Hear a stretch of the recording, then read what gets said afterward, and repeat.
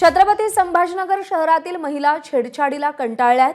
उच्चभ्रू भागामध्ये बाईकवरून येणारा तरुण महिलांची छेड काढत असल्याचा प्रकार समोर आलाय। छेडछाडीच्या 2 घटना सीसीटीव्ही कॅमेऱ्यात कैद झाल्यात।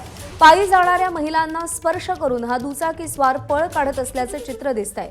बन्सीलाल नगर भागामध्ये अनेक हॉस्टेल आहेत। इथं मुलींची जवळपास 10 ते 15 हॉस्टेल्स आहेत। 300 ते 400 मुली इथं शिक्षण आणि नोकरीसाठी येतात। मात्र महिनाभरापासून एक तरुण मुलींना टार्गेट करतोय। पोलिसांकडे तक्रार केली असून तरुण मोकाट आहे, त्यामुळे या भागातील मुली दहशतीखाली आहेत।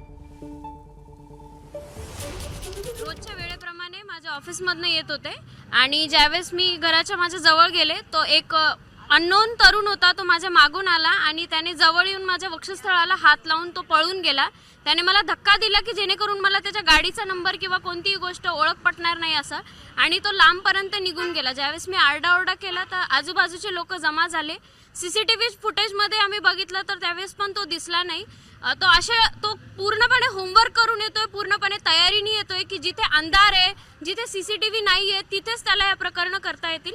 रस्त्याने आम्ही आमचं गप्पा मारत चाललो होतो, मी माझी फ्रेंड, तर ते समोरून आला आणि तिला कळून गेलं, कारण हिच्यासोबत आधी झालेलं होतं। त्यांनी असा हात करत आला ना तर तिला कळून गेलं, त्यामुळे तिने काय केलं, मला अलीकडे ओढलं, त्यामुळे त्यांनी माझ्या इथं दाबून चालला गेला। तर नख पण इकडे लागलेले आहेत मला। 4-5 दिवसापूर्वी आम्ही जेवण करून येऊ लागलो होतो, तर त्यावेळेला लाईट गेलेली होती आणि तो मागून आला आणि त्याने माझ्या हाताला टच करून समोर चालला गेला।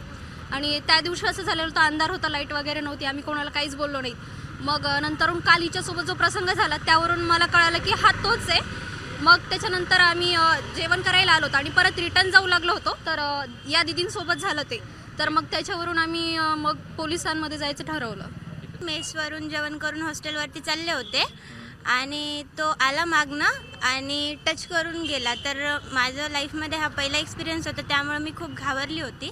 तर मी कोणाला काही सांगितलं नाही, पण काल हे दीदीन ते भेटलेत मला, मग ते बोलत होते, मग मी त्यांनाही सांगितलं। मग आम्ही सगळ्यांनी मिळून आमच्या हॉस्टेलवाल्या भैयांना सांगितलं। मग आमच्या हॉस्टेलच्या सीसीटीव्ही फुटेजमध्ये त्याला कॅप्चरही केलं आम्ही आणि त्याचा गाडीचा नंबरही पोलिसांमध्ये दिला आहे। एबीपी माझा, उघडा डोळे बघा नीट।